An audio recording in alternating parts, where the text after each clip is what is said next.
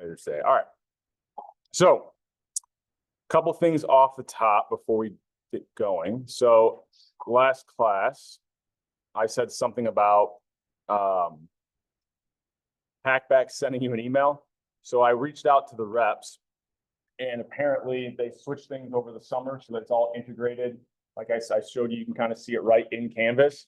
So they're skipping that step now. You'll just register for Packback by clicking the Packback link on Canvas. Right? So I kind of mentioned that to you last class. You can do that. I said I thought they'd be sending you an email. Apparently, they stopped sending emails to students. So you'll just have to go to that link on Canvas on that left-hand side for our class and click that Packback link in order to register. Okay. Also, I realized I was talking quickly through the CL sessions, and I forgot to mention something kind of important. First of all, I have to get the schedule posted. I have all the UGIs assigned to a day and time. So I lied a little bit in saying there was going to be 3 available at every single time slot. There's 1 time slot, the latest time slot on Sunday. There's only going to be 2 people available. But then one of the time slots for Thursday, there's going to be 4 different people available. Right? So a little bit different than what I said, just based off scheduling. I thought we could make it work, but I couldn't quite get 3 at every single time slot. One of them only has 2 and one has 4, but that's pretty good. That's pretty close, right? I also forgot to mention, the really important thing is, which is if you attend one of the, I think it said this in the syllabus, but if you attend the CL session, you'll get 0.25% of extra credit for that week, which doesn't sound like much, but if you attended all 12, that'd be a total of 3%.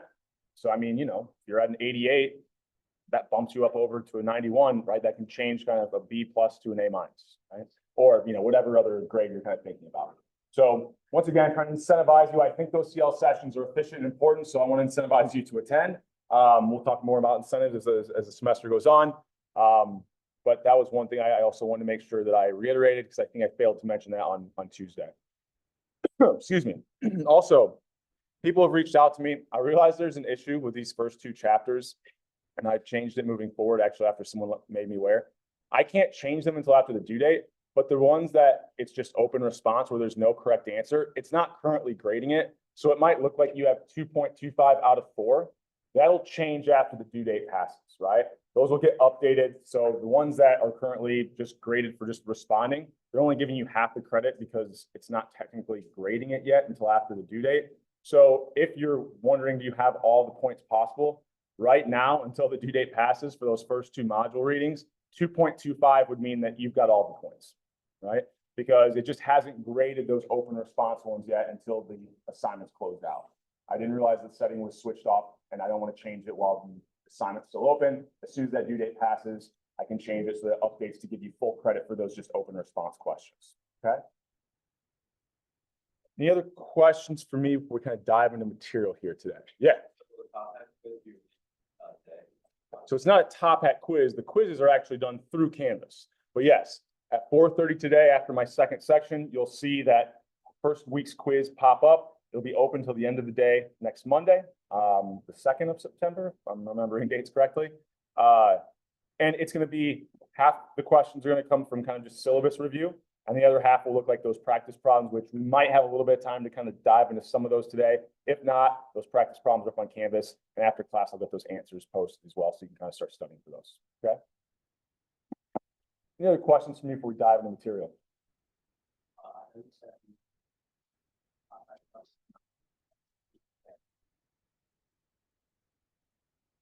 The model reading?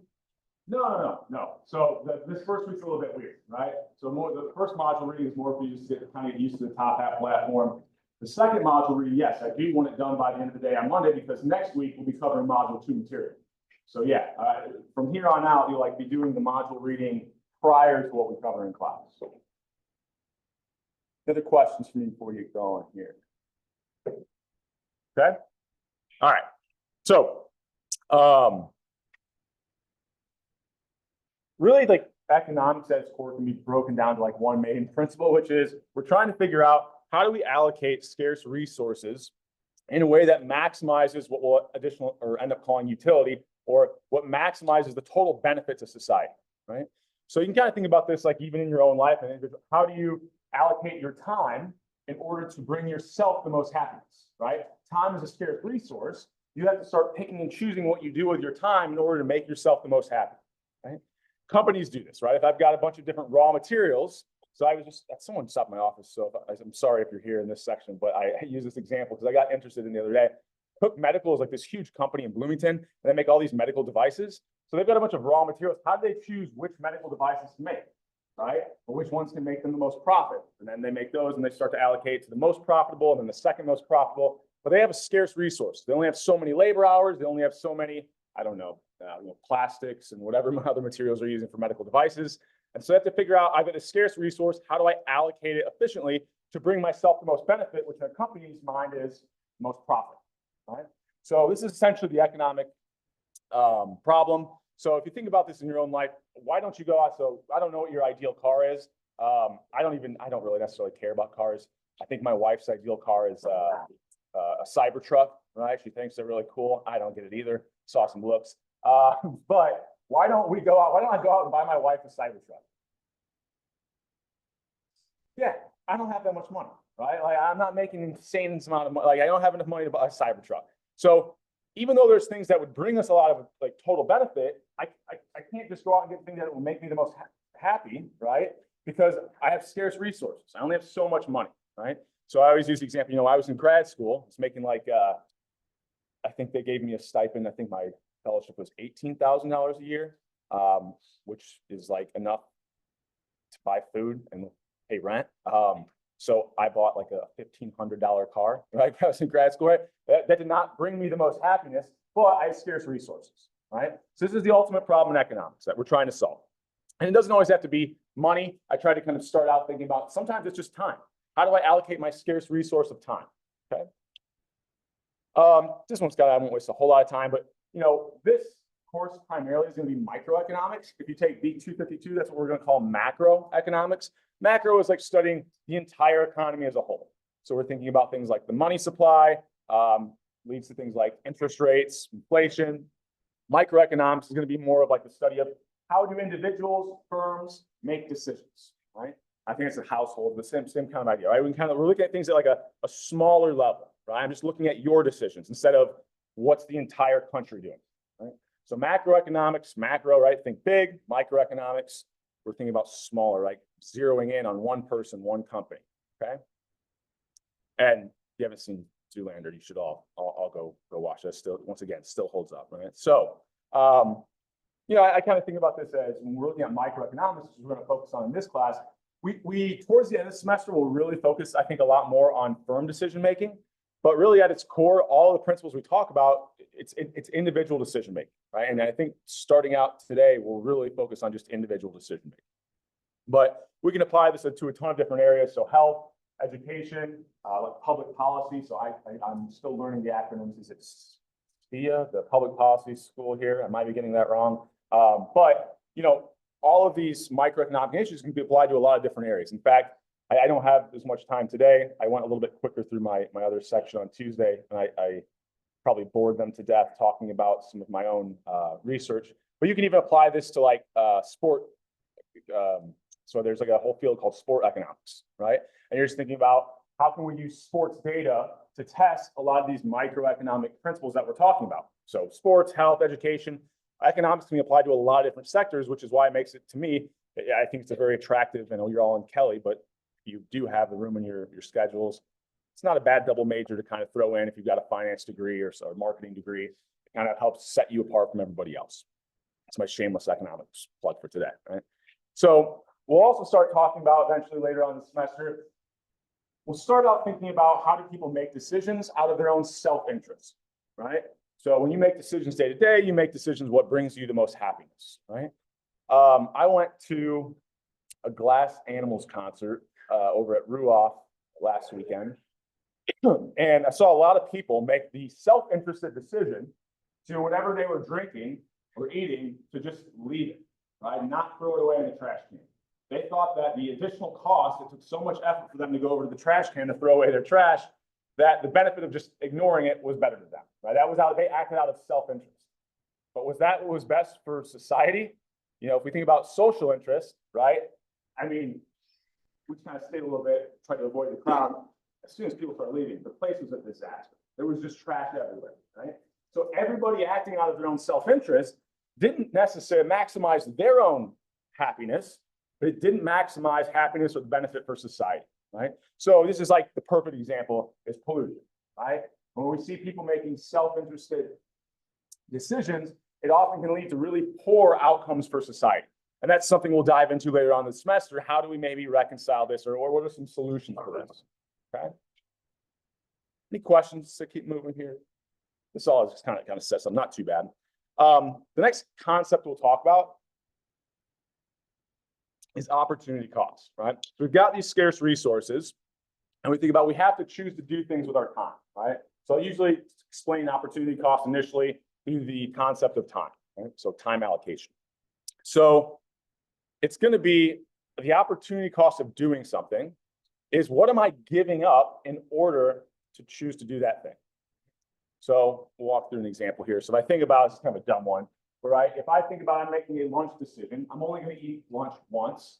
So if I decide to go to Chipotle, my opportunity cost is however much I would value going to my second best choice, right? Or my second favorite restaurant. So whatever I would have valued going to Chick-fil-A, maybe that's my second favorite restaurant. That's what I'm giving up. That's my opportunity cost. Maybe a little bit better of an example. I'll come back to the, you can be talking about TikTok music, right?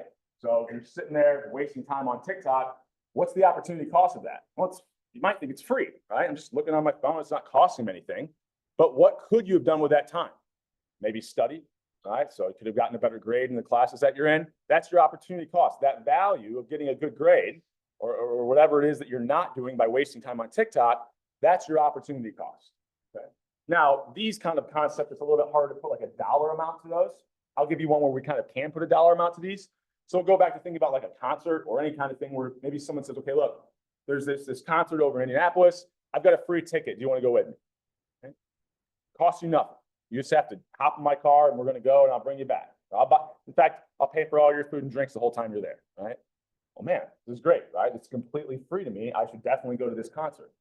But what if I was scheduled to work a shift at that same time and I have to call off? Well, I can go to that concert. I can make that decision, but what's my opportunity cost? What am I losing out on? However much money I could have made in working that shift, right? So just because something's free, I'm still always giving up something, right? When I choose to do something, I'm always giving up. I could have done something else with that time. And what was the value of that time that I gave up? Okay? So no such thing as a free lunch is kind of this age-old adage in economics, right? I don't know, stupid mouse example, right? Well, it's free, right? There's always a cost, right? You choose to do something, you're always giving up resources, whether that's time or money to do it. There's always going to be a second best alternative, and you need to factor in those costs as well.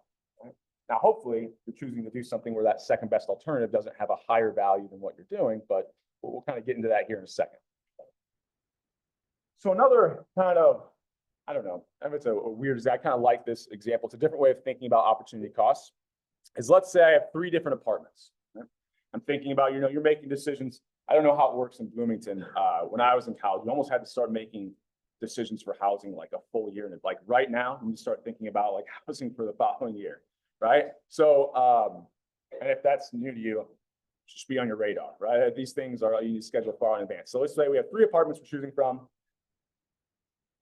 And all of them, like, let's just, to make this an easy example, like we'll assume they're exactly the same. Like same amenities, same exact size, they look exactly the same, right? However, they have 3 different kind of costs, right? So if we're just looking at this, which one would you choose to rent? C, right? It's the cheapest, right? But why might that one be the cheapest? I haven't mentioned location, right? So which one would I choose? What if they're different distances from campus? Why might an apartment closer to campus, why do they charge more money? What is it saving you? Time. Every single person values their time. Now, we don't think about it consciously and like put a dollar amount to that time, but we do. We value our time and we will pay more money to have more of our time back because there are other things that we can do with that time that we think are more beneficial or valuable to our lives. So if you think about, I just said a stupid toy example, but let's say, this first apartment's 5 minutes from campus, the second one's 10, the third one's 15. We kind of think about over the course of the semester, maybe how many hours is that going to give me back in my life? And if I think about those hours, well, let's just say I do really sit down and think hard about how much I value my time. And I think about well, you know what, I pay $10 to get back an hour, right, to have my time. But it's, you know, we can play around with this value if we wanted to. So each one of those apartments, right, saved me, you know, cost me an additional amount of time walking to and from campus, right? So there's an additional opportunity cost when I make that rental choice decision. If I choose apartment A, yes, the rent was $1,000, but the time cost, what I was giving up living there, my opportunity cost that I need to also factor in was 120. And yeah, maybe the second apartment was, I forget, what did I say, 800? But the opportunity cost, I was giving up more time, so the opportunity cost is a little bit higher. So I don't just want to choose the apartment that has the lowest rent. I want to also add in the cost of the time that I'm giving up by living there. So if I think about my total costs, I would take those opportunity costs, the value of the time that I have to give up to live there, add that to the rent, and now I might make a different decision. Now, which of these apartments is the most attractive? Apartment B, right? So if we don't factor in an opportunity cost, we can make suboptimal decisions. We're making things that are actually not better for our everyday lives. If we factor in the opportunity cost, then we can make decisions that will bring us a little bit more benefit. Okay? You know, just play around with this kind of thought experiment.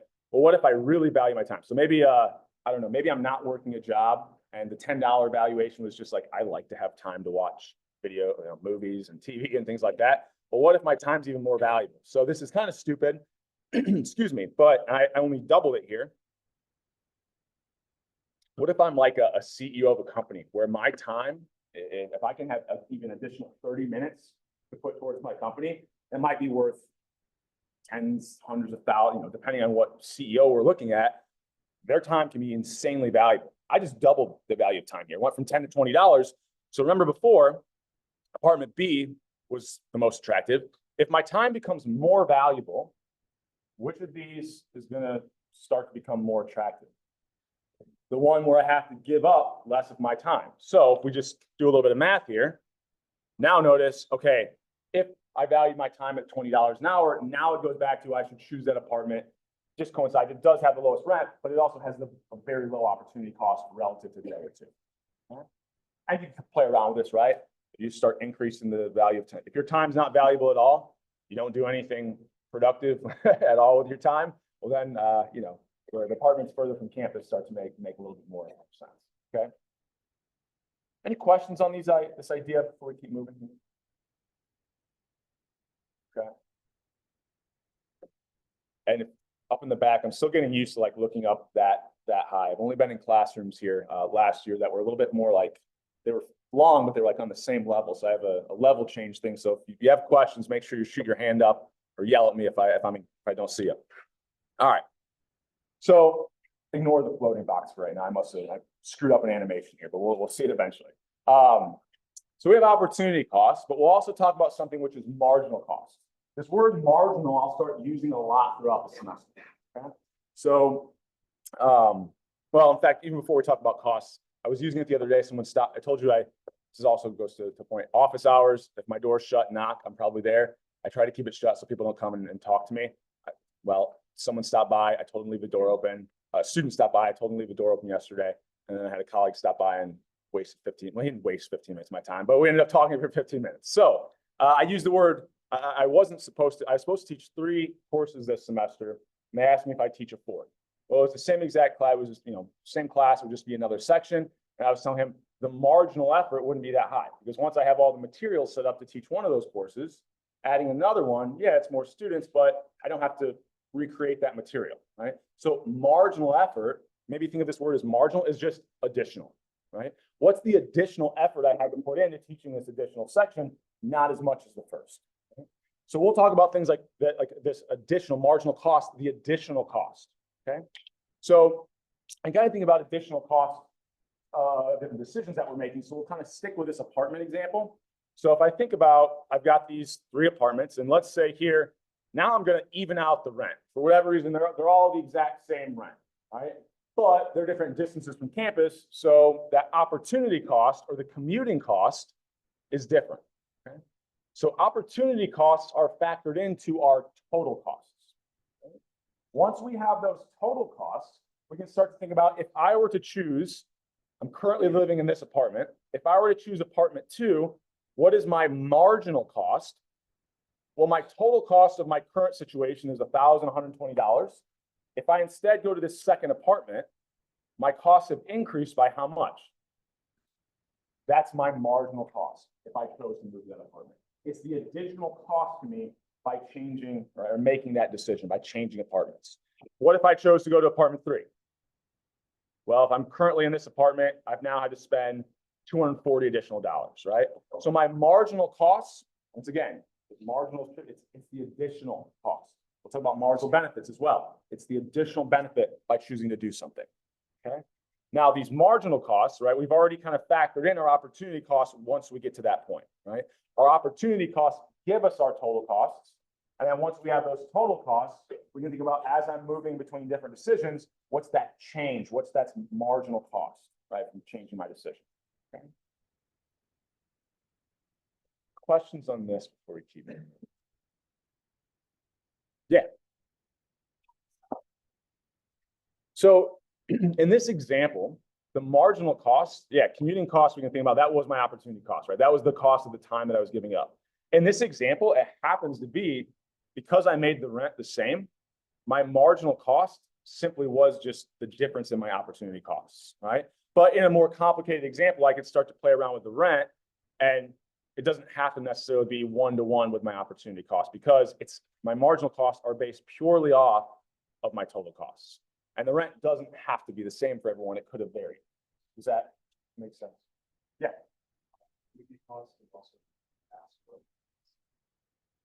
Yeah, if you want to put it to value of your time, there's a whole bunch of additional costs that we can factor in, right? You think about it as, well, how do I want to think about the gas one?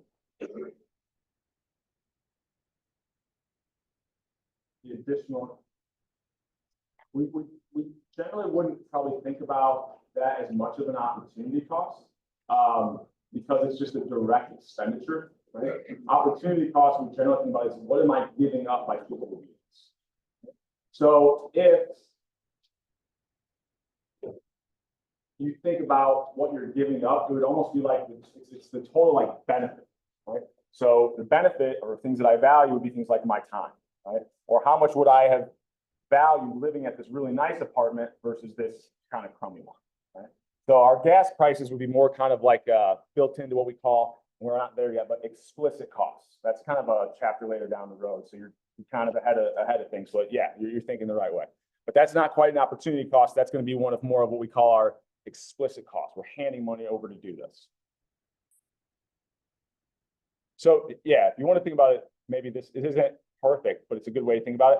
Opportunity costs are often not things that you're handing money over, right? It's what you're giving up. So it's not actually like you're ever necessarily handing money over for these things, but it's the value of whatever you're not doing. Yeah.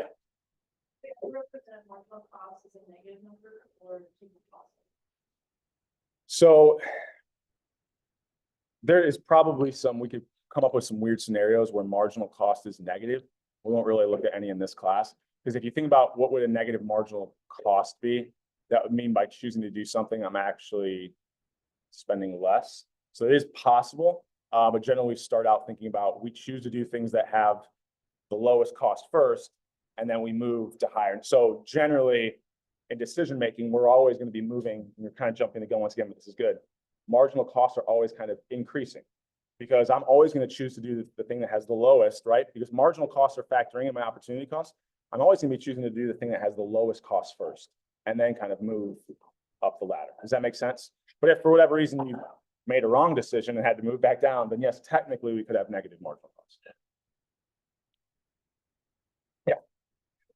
So for example, you said like you class courses versus ones, same course though.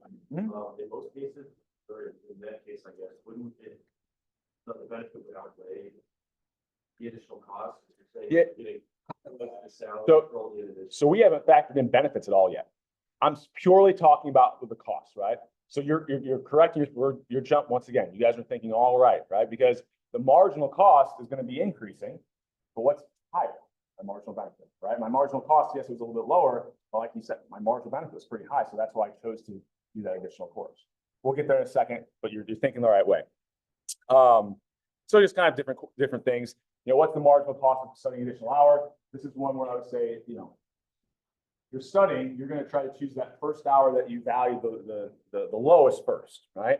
Then if I study that second hour, well, now I'm going to have to give up something else that I value a little bit higher. And if I study 3 hours, I'm going to have to give up an hour where I was going to do something that I value even more, right? So maybe that first hour, I just gave up watching a TV show. Then that second hour, I had to give up, well, now I can't go hang out with my friends. And that third hour, well, now I can't go, you know, go to the gym or do something else that really brings me joy. You have to start giving up things that you value more and more, even with your time. So that marginal cost, what you're giving up, is going to be increasing. Right? Driving, we've already kind of talked about commuting costs, that there's a value to that. And so we want to make sure we're factoring those into our decision making. And since someone's already kind of jumping the gun here, which is good, we also have not just marginal costs when we do things, but marginal benefits. Right?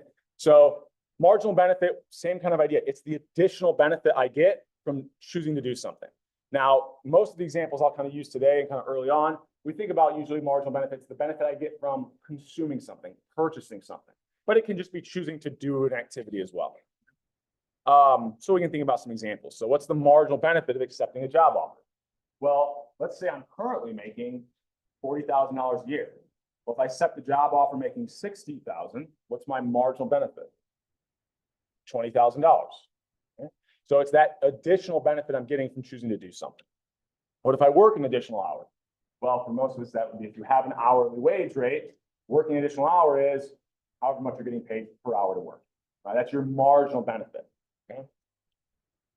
Selling an additional gallon of gas. So if instead of the individual, we think about the companies, right? What's the marginal benefit from selling a gallon of gas? Well, that's whatever the profit margin is on that gallon of gas for the company, right? So we don't have to just do this in an individual's viewpoint. We can look at this through a company's lens as well. What's the marginal benefit to me as being an economics teacher instructor? Well, this is where I haven't really talked about this yet, but yes, it is money plays a role in benefits. My salary is a marginal benefit, right, of being in this position. To the point earlier, taking on the additional section, there's some additional benefit. But if I only cared about money, I probably wouldn't be here, to be completely honest, because I could probably take my skills and go work for some company and be bored out of my mind every single day and make a little bit more money. But the additional benefit to me being in this role also is I really enjoy being to teach economics to the people. I enjoy kind of talking to students, getting, seeing the light bulbs kind of click on when people are thinking about a topic and learning things. So it doesn't just have to be value when we're thinking about benefits. It can also be like, well, how much happiness does it bring me? Which usually do things all the time where, working a job, I'm getting paid money. But why do you go hang out with your friends? They're not, hopefully they're not paying you to hang out with them, right? But, you go hang out with your friends because you enjoy it, right? It brings you a certain level of happiness. And we'll end up down the road, I think it's not till module 7, we'll end up calling this happiness in economics, we generally refer to as utility, right? So if I kind of sometimes accidentally slip and say like utility, I'm generally talking about like, it's just happiness, right? And that's a lot harder to value, becomes a little bit trickier, but we'll dive into that later on. And there's all these, like, there's different research, you can think about even like choosing different apartments or buying a different house. People will pay more money for the exact same house if it's overlooking the beach as opposed to a landfill, right? So there's all these additional benefits that aren't necessarily monetary, right? It's things that bring people happiness. So I try to come up with some stupid examples. And then consuming additional beer. This leads me in to my next example. So, kind of a dumb example. You want to see my feet there. Let's see if I can get this glare off here. Does that help at all? Not really. We'll try to work around these shadows. There we go. So I'm going to use Q here to kind of represent going too fast. Quantity, right? So this is the number of beers I consume. So I use this dumb example. When I get done mowing the lawn, especially on a day like today when it's like 90 degrees, the marginal benefit to me of having like an ice cold beer right after I get done mowing the lawn when it's like 90 degrees is insanely high, right? So we can start to think about when I consume things, I'm getting some additional benefit. Right? There's some value that brings to my life. So if I got done in there, let's say I get done mowing the lawn and someone, if for whatever reason, I don't have any beer in my fridge, and my neighbor's like, hey, I will sell you a beer for $20. I'd be like, you know what? I buy that beer for $20, right? I value it a very high amount. So we always choose to do something as long as that marginal benefit is greater than our marginal cost, right? Because if you think about it, it's almost like, what's the net benefit, right? Or what is the kind of, if the additional benefits I get are greater than my additional costs, I'm like net positive, right? I had to spend less than what it was valuable to me. So I actually kind of have like almost thinking about for a company, that's like their profit, right? How much did I sell the good for minus how much it cost me? That's my profit. This is like my individual profit for making decisions, right? So we'll just kind of say, go down the list. The second beer, while also still very refreshing, satisfying, I'm not going to pay near as much for it, right? And then kind of start to fall down the road or kind of fall here. And I don't know, by the time I get to the seventh beer, my wife probably says like, yeah, the marginal benefit to you starts to become negative, right? Your day is now shot. You can't do things that you were supposed to be doing. So your marginal benefits as you consume more of something. This is a very stupid example, right? Consuming beer. This is the same. This works for any product, right? As you consume more of something, it's less and less valuable to you, right? Dumb example. My wife and I are talking about having car seats, right? And how many we should have because, well, there's a huge cost. So like, I got to move it in and out of the car. Sometimes I'll be picking them up from daycare. Sometimes you will. Like then what happens? We have to like meet each other and switch. So there's additional benefit of like there's a huge benefit of the first car seat, right? I need my kid to be safe, right? But the second car seat has some additional benefit as well because, well, we avoid all of this like hassle. Well, what about having a third?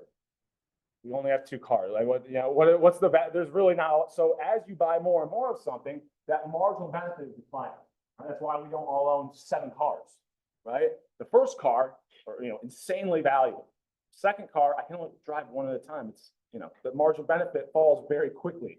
Now, for some goods, it doesn't fall as quick, right? But it's always declining, okay?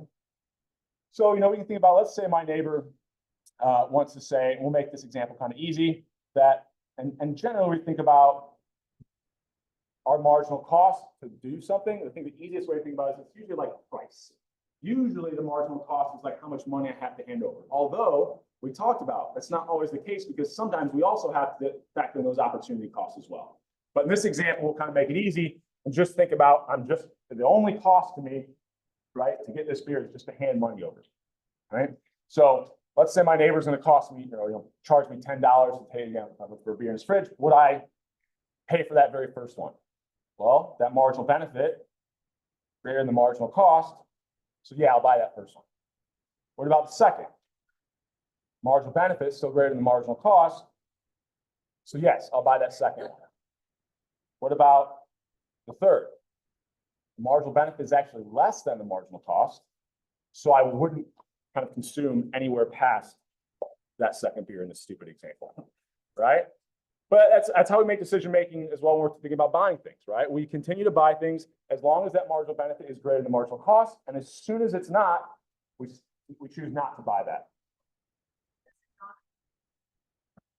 So marginal benefits don't accumulate.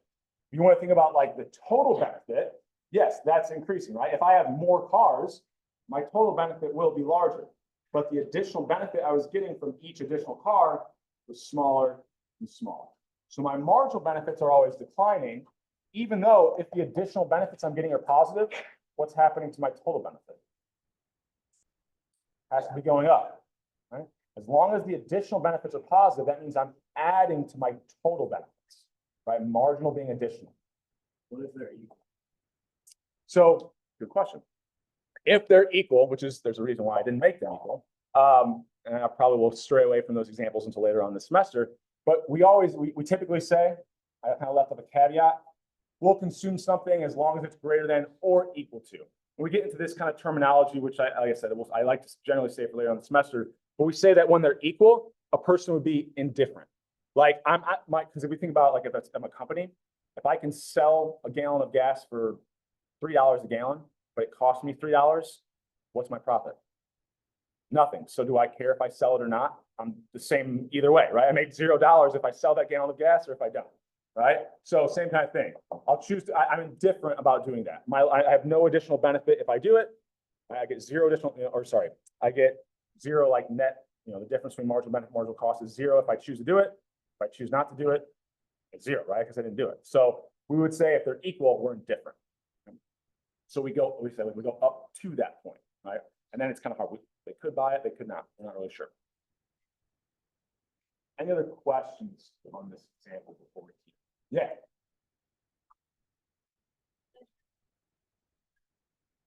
What's measuring it? So you could think about marginal benefit is essentially going to be the change in total benefit. So I didn't add that column in, but you can kind of think about, I'd have to like add even more. So I had like a quantity of 0. If I don't buy anything, my total benefit is 0, right? Then the first one will be 20. So for this very first one, the marginal benefit will always be my change in the total, right? Because I'm always starting out at 0. But then what would my total benefit be if I consume the first 2? Well, if I consume the first one, the additional benefit I get is valued at $20. The second, the additional benefit I get is 12. So the total would be 32. So you can almost think about it as I'm increasing my quantity, marginal benefit is going to be the change in my total benefit. But here I'm just directly giving you the marginal benefit. That's all. I'm not going to expect you to kind of calculate those on your own. Right now, I'm just giving you the marginal benefit. But that's, since you asked, that's really where it's coming from. If I gave you a total benefit, you could kind of tease out what that marginal benefit is as well. Just like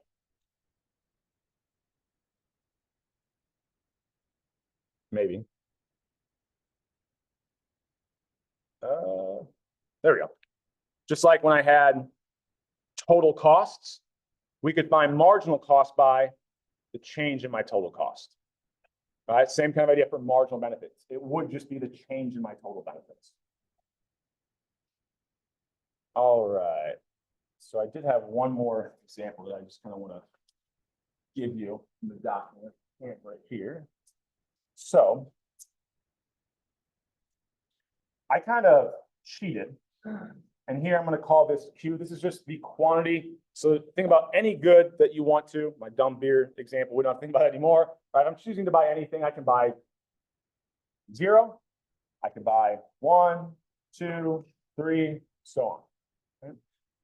My last example, I kind of cheated a little bit in the sense that I made the marginal cost of the beer always $10. But what did I say earlier? What generally happens to marginal costs? They're increasing. So usually, once we get to a more complete model, I'm not just, we have to walk before we can run. So that's why I kept it constant in the last example. But generally, our marginal costs, and here, even if, choosing not to do something, maybe there's still opportunity cost there, but we'll start out as 0 to make it easier. Generally, my marginal costs are increasing, right? If I were to look at, okay, what's the marginal cost, or what's the dollar amount, that marginal cost of that first unit, or that first, whatever, first bottle of water that I buy, well, here's the marginal cost, right? Because when I buy something, even if it's as dumb as a bottle of water, you're like, well, yeah, but the price is always the same. Yeah, but I've often been setting this up in the limited resource of time, but you also have the limited resource of money in your pocket. If I only have $10 in my pocket, every dollar or every bottle of water I buy, that's money I could have bought something that I liked even more, right? So as I spend money on something, I'm giving up spending it on something else, and I'm giving up things that I value higher and higher and higher. So my opportunity cost as I'm spending money is always increasing. So we've got this increasing marginal cost. What did we say about our marginal benefit? Yes, maybe that very first one, marginal benefit's really high. But what we said, what happens generally? Yeah, the more I have of it, each one I value a little bit less. So we end up with my marginal benefit is always declining. So we're going to do this a lot throughout the semester, where we have these kind of graphical representations of these principles or the things that we're talking about. So here, I've got my increasing marginal costs. I've got my decreasing marginal benefits. This is a very nice visual. I can choose, do I buy that first unit of, or do I buy that first bottle of water? Well, that marginal cost is way below my marginal benefit. So you can almost think about it like this is kind of my net, like from a company, this is my profit, right? Or from a person, this is kind of like my personal net benefit, right? The difference between my marginal benefits and my marginal costs. Will I buy that second unit? Well, the marginal benefits are still greater than my marginal costs. Will I buy the third? Yes. Well, maybe that by the time I get to the fourth, the fourth one, they're exactly equal. So the question earlier, we would say people would buy up to that fourth bottle, right? Now, past that point, we know they'll never go past 4 because if I wanted to buy that 5th bottle of water, that marginal benefit is below my marginal cost. So you can kind of think about it there in a company standpoint. Well, if I can sell something for $3, but it cost me 4, just lost $1 by selling that unit, right? So that doesn't make any sense. Same kind of thing for individuals. If that additional benefit is below the additional cost, you're actually just making your life worse. Okay? For instance, this is why I probably wouldn't take on a 5th class, right? Because yes, there is additional benefit, but at the cost, and I've got 5 classes, I have to give up a lot more of my time. That time is a lot more valuable. That's why I probably wouldn't choose to do it. In most cases, the line for market benefit, yes. So this class, remember I said on Monday or Tuesday, basic calculator for addition, subtraction. We're going to keep everything in this class linear. So in practice, if you were to go to intermediate micro, then we start to think about these concepts we'll talk about this semester, not just linear, but how do we deal with, is there some curvature to this marginal benefit relationship? Is there, in your correct to think about, more of like an exponential type relationship? We'll hear it in a bit.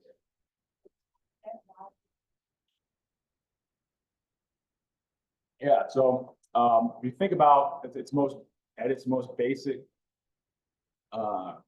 at the core, even if I'm buying something as stupid as a bottle of water for like $1, every dollar I spend, right, every bottle of water I buy, I'll first give up the $1 that maybe I was going to spend on a pack of gum.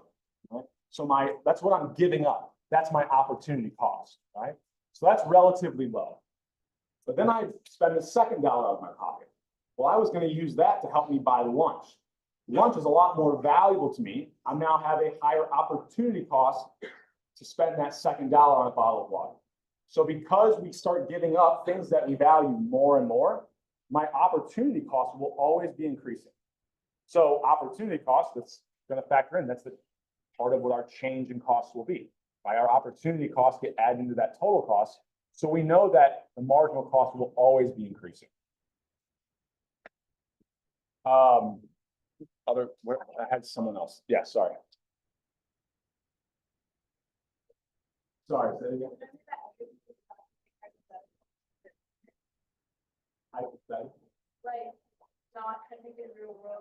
Oh, yeah. So, I mean, this is like a lot of classes, right? We have to walk before we can run. So we have to understand all these concepts with a linear relationship. Everything will be the same. So I wouldn't say it's hypothetical in the sense that everything will work exactly the same in the real world. It's just once you go to like intermediate micro, the math gets harder.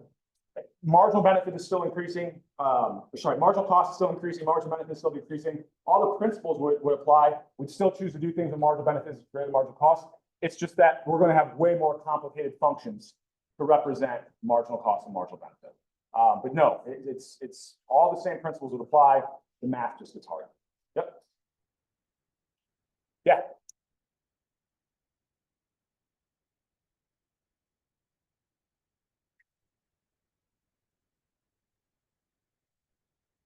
So you're thinking about, as I'm choosing to buy something, every $1 I spend. So let me think of a different way to explain this. Let's say I'm thinking about, how many credit hours I want to take, right? Credit hours are, I don't know how much they are exactly, but right there, like thousands, right? That's a lot of money, right? So as you think about taking additional classes, you're giving up more and more money. Well, that first couple thousand, you had to give up to take one class. Well, that was, that would have been money you spent on things that you didn't really care about. So what you're giving up, that opportunity cost, it's not very high, right? My marginal cost would be very low from that first course I take. As I start spending more and more money, well, now I'm having to think about, well, maybe now I don't have enough money to afford a car. And I really value that. So now what I'm giving up has an even higher value. My opportunity cost, or which factors into, well, what's the change in my cost now, is going to be much higher the more and more classes I decide to take. Does that kind of make sense? Okay. Any other questions before we keep moving here? Okay. All right. So where are we at in time? Oh, okay, we're good.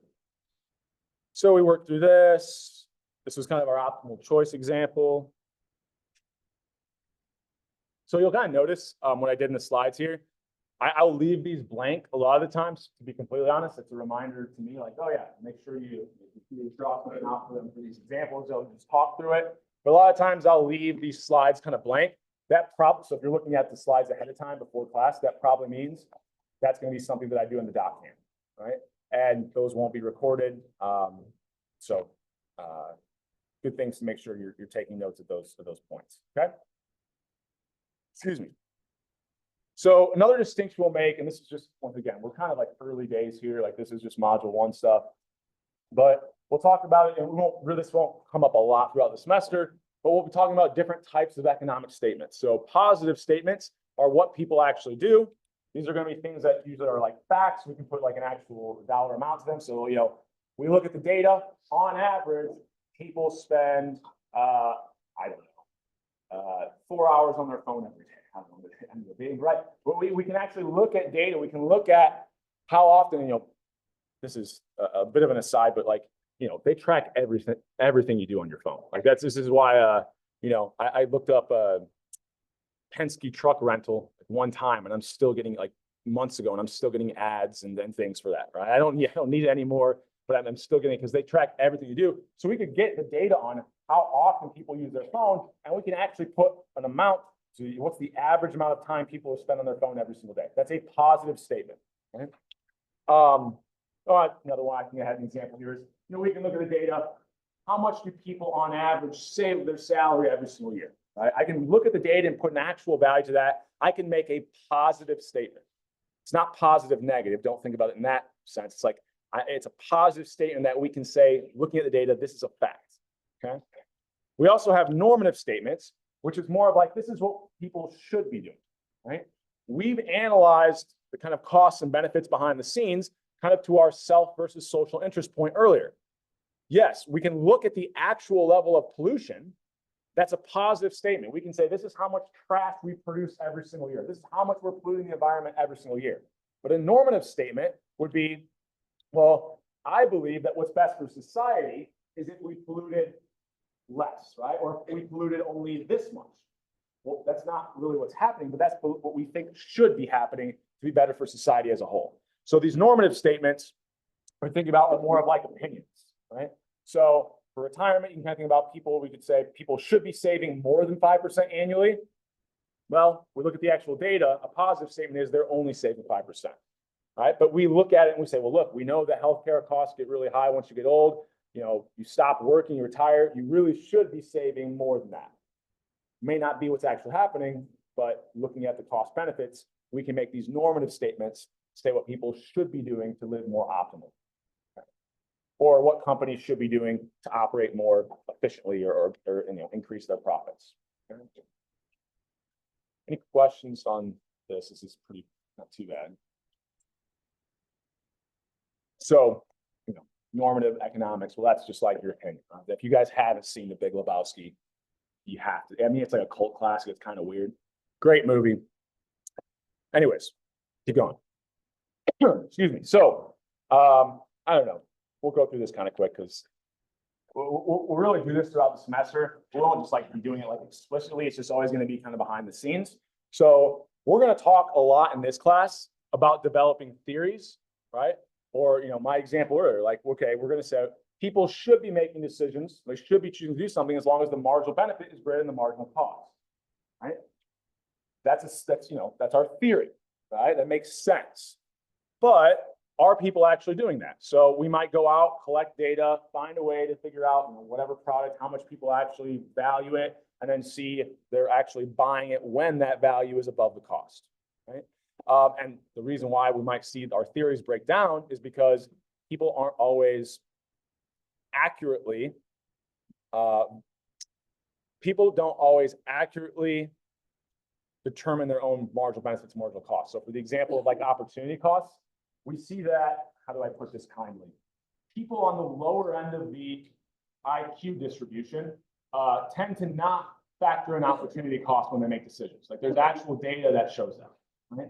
So there's a lot of people in society that this idea of opportunity cost that doesn't really sink in. They're making decisions all the time where they're not factoring those in. And we saw earlier, when we started out not factoring in, we chose a certain apartment, but once we factored in the opportunity cost, it was actually optimal to make a different decision.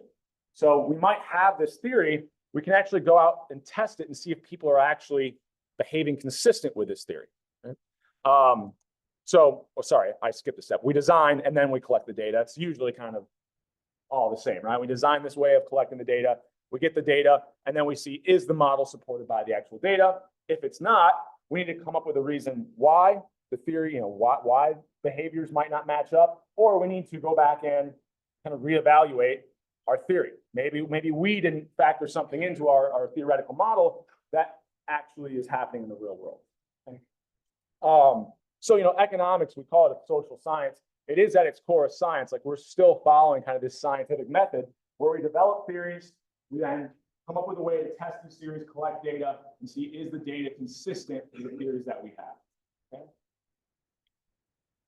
All right. Kind of go through this pretty quick as well. Another thing that we'll be doing, like especially since this is an introductory micro course. For example, when we were thinking about just like even the apartments, I had to make an assumption, which is what I said. They were all exactly the same, right? They were in different locations, but other than that, they looked exactly the same square footage on the same floor, all this stuff, because what we're going to try to do is always analyze just one relationship. So I need to hold everything else constant, right? I need to, if I want to complicate my model even further, well, what if one apartment had 2 bedrooms and the other only had 1? Or what if one apartment, the complex had a pool, but the others didn't? Like all these things could be different, and then that's going to drastically change, like, how much do I value a pool? I have to factor all these things in. So what we're going to be doing in this semester, and you continue to take econ courses, we would start to change this a little bit, but for the sake of what we're doing, we're going to kind of hold everything else constant. When we're talking about, say, the relationship between 2 things, we're assuming everything else is exactly the same. So in my apartment example, all the amenities had to be assumed to be exactly the same. We were just thinking about how does the difference in location change our opportunity costs, right? If we then wanted to factor in, do they have a pool or not? Well, that's going to change our opportunity costs as well, right? By choosing to be in an apartment that doesn't have the pool, well, now I'm giving up a lot, right? Especially if I'm living here during the summer, okay? Like I said, in this class, this will not kind of be floating around behind the scenes. If you were to kind of continue to go on, and actually probably some of your, how many of your finance majors?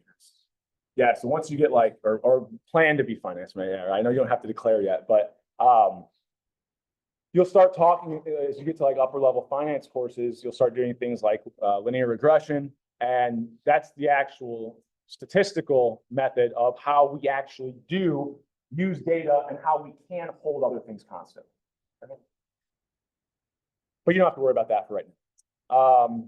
And I kind of already mentioned all this, but I want to make these simplifying assumptions so we can just analyze the causal relationship, the cause and effect between 2 very specific things and hold everything else constant. I put this up here just because I think it's kind of interesting. Let's see if I was having issues getting the link to work. So if it doesn't work, I'll just tell you what the thing said. Oh, did I give us the spinning wheel of death? Oh no. All right, as it's thinking, I'll try to just speak from this from memory. So this link is basically the study they did, what are the financial returns to college? We might have this theory, right? We probably think that, why are you all here? What do you think it's probably going to do for you? I mean, college is a good time, but generally, why are you here? Get a job. You could have gotten a job though out of high school. What do you think you're going to get? A better job, a higher paying job, right? So this is from the Fed Reserve, right? They did this kind of study, and we'll see, I think here, you can kind of look at, median earnings of different degree paths. And yes, looks like from the data, our theory that having a college education It's going to make you more productive, give you skills that make you more valuable to companies, so they're willing to pay you more. And it looks like by the data, that kind of plays out, right?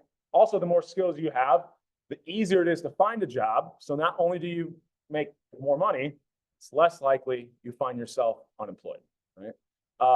And they kind of have, there's this, you could read through it. It's pretty, I don't know, it's kind of interesting. They break it down also by like racial categories and kind of see that there's some differences there, but they still find consistent across everything that having a college education supports this theory that you would also predict higher income or higher wages, or whatever terminology you want to use. Okay.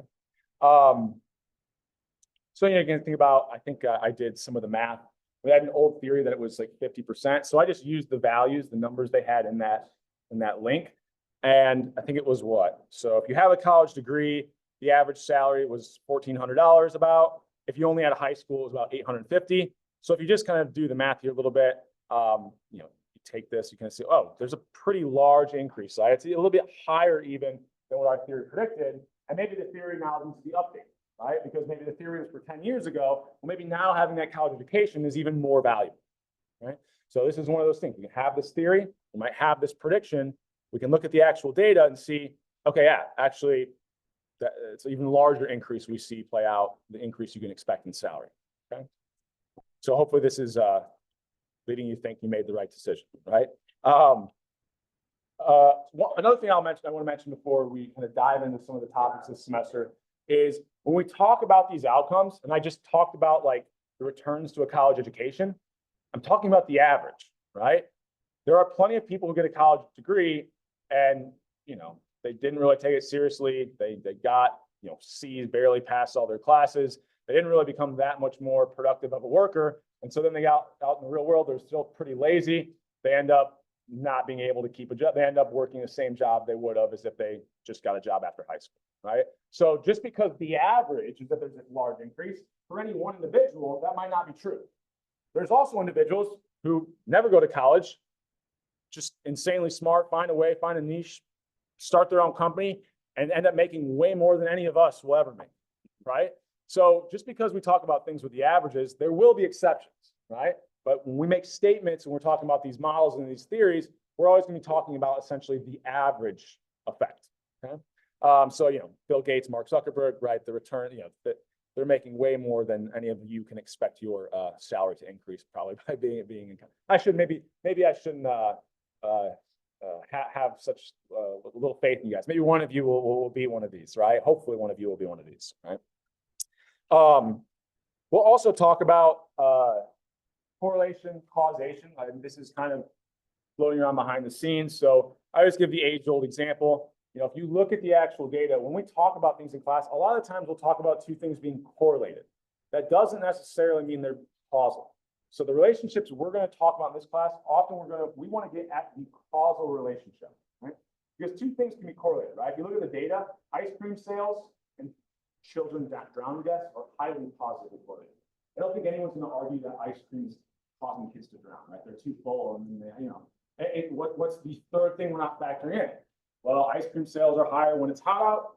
Kids tend to be in pools and lakes and things like that when it's hot out, right? So we're going to try to not just talk about correlations. We're going to try to really talk about causal relationships in this class, right? So what is causing ice cream sales and child drowning deaths to be higher? Higher temperatures, right? They're more likely to be doing these activities that would result in higher ice cream sales and drowning deaths. Okay. All right. Any questions for me before? So this is everything you'll need for that first quiz. Okay. Like I said, it's 12. Well, I'll give you a little bit of a spoiler. It's 12 questions. I can't remember the exact breakdown. It's probably going to be about like 6 questions from the syllabus, 5 from what we talked about today, right?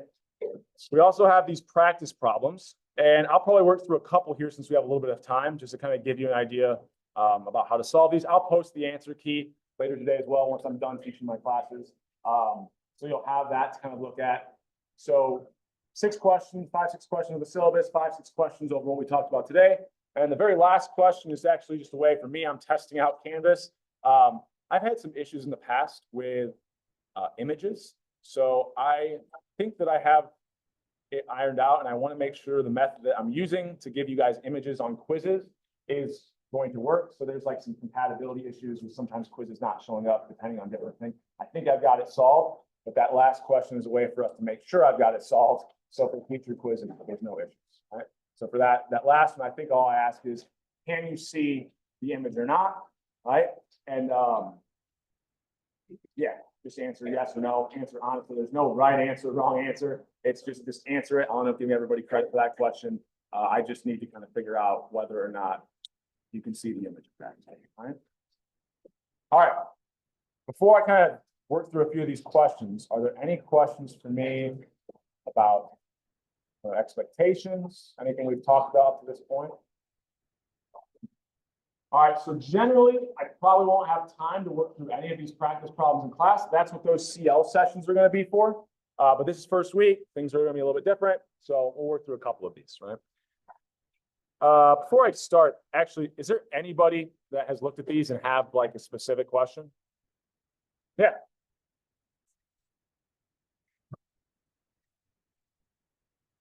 Oh, that's a good question. That's a good question. So I have all of the UGIs now assigned with day and time. I'll post what those are. I'll get that posted up on Canvas later today. You can attend, and I had another question. Maybe I wasn't clear on Tuesday. You can attend any session you want to. You can change week to week. What I'm going to do when I ask you to fill out that collaborative learning survey, I am just guaranteeing you a spot in one of them. In practice, they're never full. Like, I would love it if all of you went, but I know that not all of them go. Right? So it's just a way for me. I will put up a list on, I'll probably get it together on Monday. Well, I might be able to get it together on Friday, where I put each one of you in a specific day and time. But by no means do you need to feel like that's the only day and time you can attend. Does that make sense? Yeah, so they will only be in person, right? So those room locations, I'll put up in that file that I post later today, where it has who's going to be in that. Actually, I probably won't put the name, but I'll put up what times and what room locations. It will be like in a little Excel file. I think it'll be kind of easy to see. Okay, at this time, I will go to one of these 3 locations. So going to every CL session, that's just the same as going to one week, really? So that's informative. So when I talked about getting extra credit, you can only get the extra credit once per week. So you can't attend like 4 CL sessions and get credit for each one. It's just each week, if you go to just one, you can get points. If you go to 2, you still just get the 0.25%. Is that what you're asking? Yes. Oh, next Thursday will be the first one. Yeah, so this module 1 material, that's why we have a little bit of time. I might go through a couple problems here. Starting with module 2 next week, that's when the CL sessions will start. Yep. Did I see another hand somewhere? Yeah. Will module be like a week long, like 1 module? Yep, every module is going to, like, you can think of, I use the term module, it's each week. With the exception of, I can't mention this Tuesday, I combine modules 5 and 6, and then we have module 13. Yep. All right. Were there any? Yeah. All right. So this first week's a little bit different, right? So module 1 and module 2 readings are due this by the end of the day, Monday. From there on out, so for instance, the following week, module 3's reading will be due before the next one. So from here on out, there will only be 1 module reading each week. It's just this first week, I couldn't have asked you last week to complete the module reading before we even met in class. No. Yeah.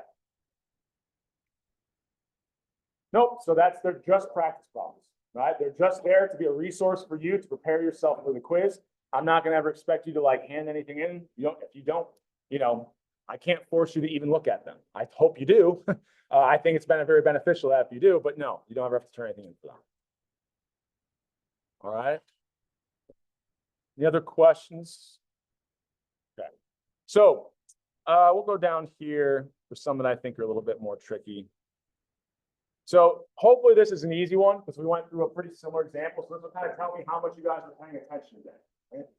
So if I've got the number of beers that someone's consuming, and I have the marginal benefit here, and I say the price of a beer is constant at $7, right?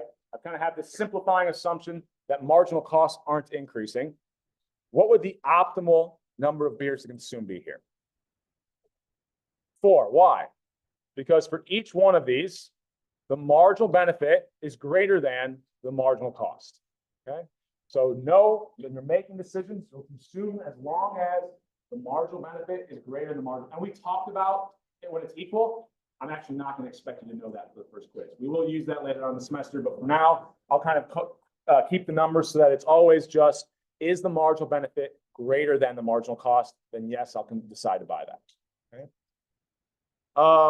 What if I had, so that's this example. So let's say I'm currently spending, $50 on my current phone plan. Those numbers might be a little bit ridiculous. But let's say I'm going to upgrade to a plan where it's going to be $75 a month, right? What would the marginal monthly cost be for upgrading my phone plan? Not 75. What's the the marginal cost? If I'm currently paying 50, marginal is the additional cost I would have from changing phone plans. So if I go from 50 to 75, what's my marginal cost? 25, right? I'm spending an additional $25. Okay. Any questions on that before we keep moving? Okay. Let's say, I could be an Uber driver and I can make $20 an hour, right? So I could be working 5 hours on a Friday night. Instead, I choose to go out to the bar. I don't know. We're not going to factor in cost here. So I don't know, whoever I'm going with is going to buy all my drinks. So I'm just choosing not to work, right? What would the opportunity cost be of doing this? Yeah, I gave up 5 hours. I valued each one of those hours at $20. My opportunity cost is $100, right? In fact, even if I buy the drinks that when I'm at the bar, those aren't opportunity costs. Those are kind of the question earlier about like gas money. That's an explicit cost, right? Think of opportunity costs. Once again, I think this is a really easy one. It's things that you're not really handing money over. Right? It's what you're giving up. Okay. This one's kind of tricky. So let's say I have 3 activities and I value them each at different amounts of money. So golfing, $36, movie, $23, taking a nap, $62, right? If I choose to go golfing, what is my opportunity cost? It's always going to be the value of whatever the opportunity cost will always be the value of whatever I'm giving up, the highest value, right? So I'm giving up a lot of things. When I choose to do something with my time, I'm giving up doing, right, almost an infinite amount of things, truly, if I really wanted to. But it's the opportunity cost is the value of the highest value thing that I'm giving up. So in this case, yes, if I go golfing, I'm not watching a movie, or I'm not napping with that time, but the opportunity cost is just the value of what I value the highest that I'm giving up. So just $62 here. Okay. So that would be, I could think about it. You're thinking almost like a marginal cost. I'm thinking here purely just the opportunity cost. What am I giving up, right? If we then wanted to calculate the total cost of each one of these activities, then we could think about, well, what's the change in cost there? But here we're just thinking about the values that I'm giving up. Yeah. Well, it wouldn't make sense. I'm not saying it's optimal for him to go golfing, right? In fact, if we looked at all these, what is it optimal for them to do? Assuming, that's another thing. I haven't put any cost in here, right? So I'm just saying, let's assume that they choose to go golfing. What would the opportunity cost be? To your point, if I'm giving up something that I value, like let's say the costs are 0, that's not realistic. Like let's say there's no cost, like it takes the same amount of time to do each one of these things and it's going to be free. Like I'm not going to spend any money. Well, then yes, the optimal decision would be to do whatever I value the highest. I'm just giving you a scenario where let's say you're not doing what you value. If they're not acting optimally, what is that opportunity cost? For instance, and this just plays out in the real world. I see every semester a lot of college students who choose to use their time in a way that probably the opportunity cost, right? What they're giving up has a higher value than what they're choosing to do, right? They're choosing to sleep in an extra couple hours because 8 a.m. classes suck, and tanks their grades, and they end up not being able to pass their classes. They get kicked out of college, and then that's a pretty large opportunity cost, right? I don't think the value of napping was larger than that, right? So just because there is an optimal decision, just because we said like our theories predict something, it doesn't necessarily mean that individuals will always make those optimal decisions. Yeah, we just talked about a couple of these. These really aren't too bad. This first week's quiz should be, especially if you have your notes in front of you. Once again, I'll get the answer key to these practice problems up. Just kind of take a look through them. It should be pretty easy. They will get harder, so you'll have to start taking them a little bit more seriously from here on out. But this first week, we're kind of easing into things. If you guys have any other questions, I will be in my office tomorrow, 12:30 to 3:30. Or if you want to meet via Zoom, send me an email, meet during that time. Otherwise, I'll see you Thursday. Nope, so attendance starts next week. This first week, people are adding and dropping still, so I don't use attendance set.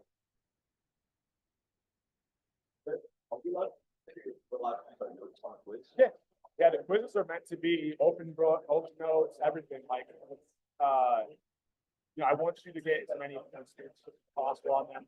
They're more of like a learning tool, so if you take it seriously, even though like you got your notes, you won't on the exam. Hopefully it's helping you learn the material more so that when you don't have your notes, you'll be able to, answer those types of questions. Does that make sense? Yeah. For example, with like situation with peers, Yeah. So we're looking at like just what the, I guess what I'm trying to say is we're looking at